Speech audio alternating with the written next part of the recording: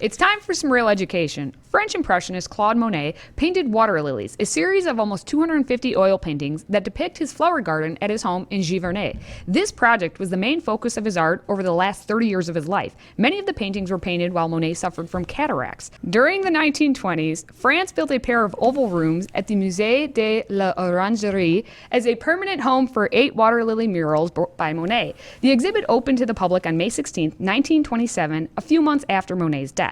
Yes, and I want to give a shout out to Michelle Lamont. She's the one who asked that we would do something on Monet, which is always a joy for me. The Impressionists are pretty remarkable. And you could make a really strong case that Monet is the absolute leader of the revolution that we know as Impressionism. His vision, even as he began to lose his vision at the end of his life, really did, I think, bring cohesion to the movement as a whole. And I think Monet is, with the possible exception of Van Gogh, who's kind of an impressionist and kind of isn't, Monet is the one that I think that everybody is the most familiar with for a reason. And his water lilies are gorgeous. By the time he got to be an older man, he decided that his garden, he fell in love with his garden. In fact, he once said, "When I am dead, the greatest thing I will have left to the world is not his paintings, it would have been his garden," he said.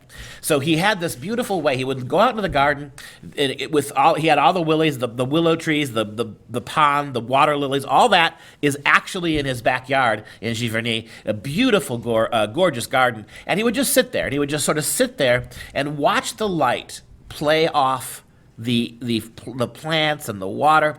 He was endlessly fascinated by the way the water and the light played off each other and the impressions it left us. Take a look at some of the pictures.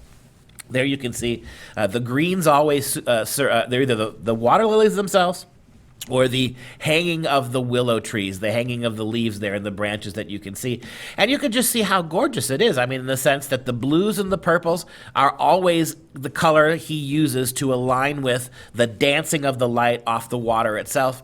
You almost never see much of any of the garden, almost none of it you see, unless you see it like in this image, reflected back at you in the water itself. And you can see the level, you can see really, if you just focus your eyes on the circular flowers that you see on the left-hand side of the screen and across the top. If you just focus on them and kind of relax your eyes, you will almost see them floating. It's as if they're floating above the canvas, right? And so you have a level of depth to the water. And it's really interesting because what he does is he's able to create not just beautiful images of the light dancing and reflecting and bouncing off the water, but you also see, because of that light, deep into the reflecting pools themselves. Go to the next image.